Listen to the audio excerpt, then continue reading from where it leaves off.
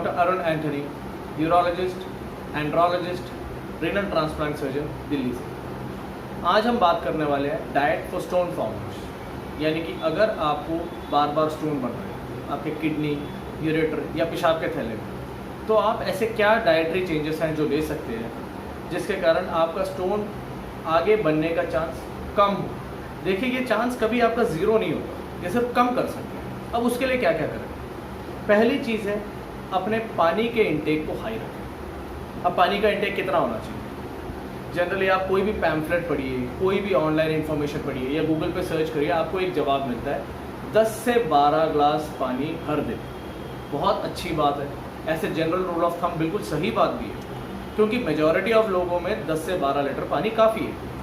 But actual जो इसके पीछे साइंस है वो आपको समझना होगा। जो साइंस है वो ये बोलता है कि आपको इतना पानी पीना चाहिए कि आप कम से कम 2 से 2.5 लीटर पेशाब बनाएं। और एक नॉर्मल आदमी जब 10 से 12 ग्लास पानी पीता है, और ये अस्यूम किया जाता है कि एक ग्लास मतलब 250 ml है, तो ये माना जाता है कि एक नॉर्मल आदमी जब 10 से 12 ग्लास पानी पीता है तो 2 से 2.5 लीटर यूरिन बनता है। बट ये ऐसा ही किताबों में लिखा और ऐसा ही चलता जा रहा है, लेकिन इसमें कुछ फ्लॉस हैं जो आपको समझना होगा। मान लीजिए आप एक स्पोर्ट्समैन हैं या आप एक फार्मर हैं, जो आप किसान हैं, आपको खेती करते हैं या आप कोई फील्ड वर्क करते हैं, और आप सोचिए आप 10 ग्लास पानी पीते हैं। आप खेत में जाएंगे या बाहर फील्ड में जाएंगे या ग्राउंड पे क्रिकेट खेलेंगे, आपका वो सारा का सारा पानी स्वेट यानी कि पसीने में निकल जाएगा। तो इसलिए ये जो एक आइडिया है, though it is correct as a general rule of thumb, लेकिन 10 से 12 ग्लास पानी पीना एक जस्ट एक अप्रॉक्सीमेट आइडिया है। एक ऐसे व्यक्ति के लिए जो एसी रूम में काम कर रहे हैं उनके लिए ये ठीक है, लेकिन अदरवाइज आपको वाटर इनटेक हाई रखना पड़ेगा। अब कितना? इतना कि आपका पेशाब जो है वो दिन में 2 से 2.5 लीटर बने। अब आप कैसे करोगे? आप क्या मेजर करते रहोगे अपना यूरिन आउटपुट? वो तो प्रैक्टिकली पॉसिबल नहीं है। तो इसमें जो एक पॉइंटर है, जो या मेरा एक टिप आप समझ लीजिए, आप इतना पानी पीजिए कि जब भी आप पेशाब करें आपका पेशाब बिल्कुल पानी की तरह लगना चाहिए। अब इसमें कुछ लोग इसको गलत तरीके से भी करते हैं। हमारे इंडिया में बहुत सारे मिसकंसेप्शंस हैं, बहुत सारे लोगों को बहुत सारे अनसाइंटिफिक हेल्थ आइडियाज़ आते रहते हैं। तो उसमें एक आइडिया ये है कुछ लोगों को कि सुबह उठिए 3 से 4 लीटर पानी पीजिए, अपना पूरा सिस्टम फ्लश कीजिए। There is no science behind this. ये कोई साइंटिफिक चीज़ नहीं है, इससे कोई फ़ायदा नहीं होने वाला। आपका water intake round the clock, ठीक है, एडिक्वेट लेवल पे होना चाहिए, और हर बार जब भी आप पेशाब पास करें तो आपका पेशाब पानी की तरह लगना चाहिए। इतना इनटेक हो सकता है। मैं जो एक एसी रूम में काम करता हूँ, मेरे लिए शायद 10 से 12 ग्लास काफ़ी हो, किसी और के लिए 15 ग्लास की ज़रूरत हो, किसी के लिए 18 ग्लास की ज़रूरत हो। वो आपको खूब ढूंढना होगा और उस हिसाब से चलना होगा। दूसरा, पानी से रिलेटेड जो सवाल आता है कि क्या हार्ड वाटर से कोई फ़र्क पड़ता है, इस पर अभी तक कोई साइंस नहीं है। तो हार्ड वाटर लेना है या उसको वाटर की हार्डनेस कम करनी है, इस पर बहुत ज़्यादा हेड बैंगिंग करने की ज़रूरत नहीं है। ऑफ कोर्स अगर आप बॉयल वाटर पीते हैं, बॉइलिंग से थोड़ी हार्डनेस कम हो जाती है, बॉयल वाटर पीते हैं या प्यूरिफाइड वाटर पीते हैं, तो that is already taken care of. इस पर इतना साइंस और इतनी हेड बैंगिंग की ज़रूरत नहीं है। तीसरा पॉइंट आता है कि कार्बोनेटेड बेवरेजेस यानी कि सोडा, ठीक है। अब सोडा से क्या कुछ फ़र्क पड़ता है? देखिए, सोडा 2 तरह के होते हैं, जिसमें फॉस्फोरिक एसिड हो या जिसमें सिट्रिक एसिड हो। अगर फॉस्फोरिक एसिड हो तो वो स्टोन बढ़ाता है, और अगर सिट्रिक एसिड हो सोडा में तो वो स्टोन का फॉर्मेशन कम करता है। अब आप क्या कर सकते हैं? अगर आप सोडा पीना ही चाहते हैं तो आप सुबह 1 ग्लास सोडा में एक नींबू निचोड़ के डालिए या एक ऑरेंज निचोड़ के डालिए, क्योंकि ये सिट्रिक एसिड वाले फ्रूट्स हैं। तो जब आप ये करते हैं तो सिट्रिक एसिड बढ़ने के कारण स्टोन का चांस कम हो जाता है। तो इसमें जो टेक होम मैसेज है वो ये है कि जब पानी की जहाँ तक बात आती है तो किस तरह का लिक्विड इंटेक, ये बहुत इंपॉर्टेंट नहीं है। मेन इंपॉर्टेंट है कि आप पानी का इंटेक हाई रखें। अगर आप पानी का इंटेक हाई रखते हैं तो इससे स्टोन फॉर्मेशन का चांस कम होगा। ये हो गया पहला पॉइंट। दूसरा पॉइंट आता है डाइट में सोडियम। कुछ लोग जो डाइट में सोडियम, अब क्या करें इसमें, सोडियम को कैसे रिस्ट्रिक्ट किया जाए?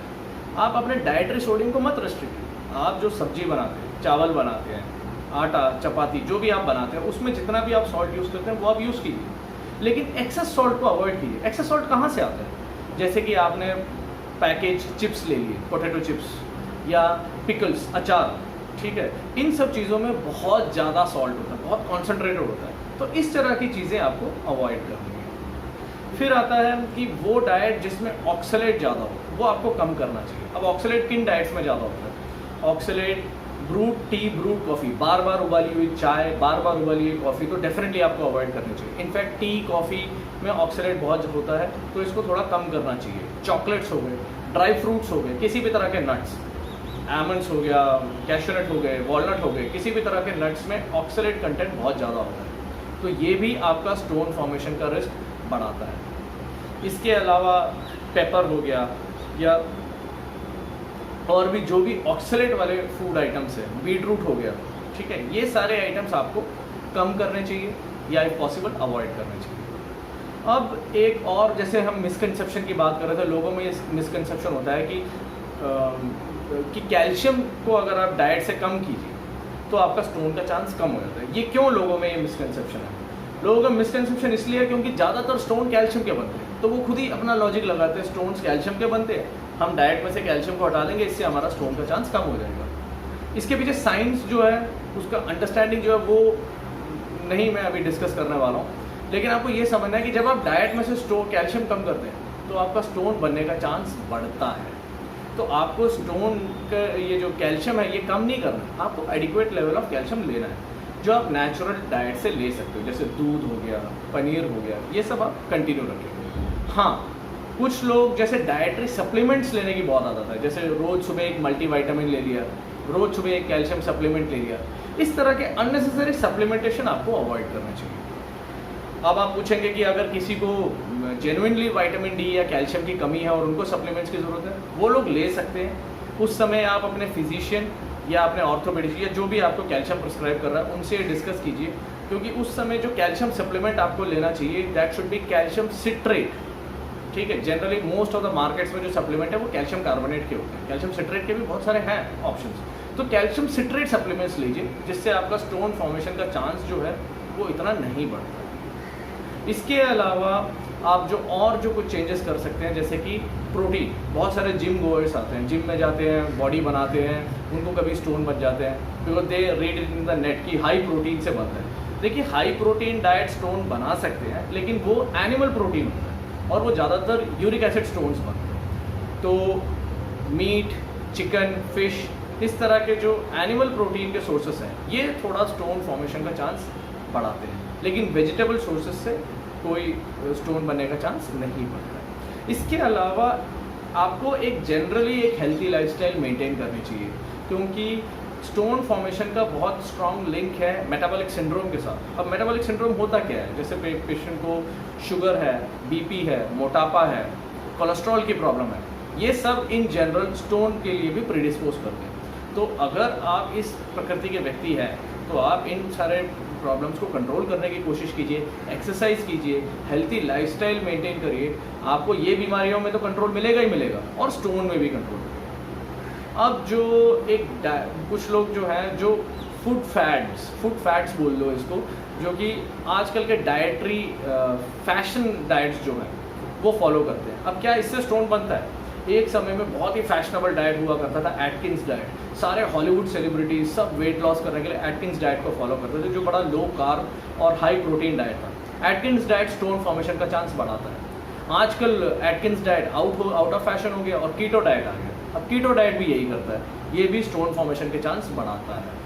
तो ऐसा कोई डाइट है जो आपके स्टोन फॉर्मेशन के चांस को कम करता है? देखिए, generally always balance diet is better, ठीक है, लेकिन अगर आप कोई डाइट फॉलो करना चाहते हैं कोई स्पेसिफिकली, तो एक डैश डाइट होता है, वो आप फॉलो कीजिए। वो बीपी कंट्रोल के लिए बना है।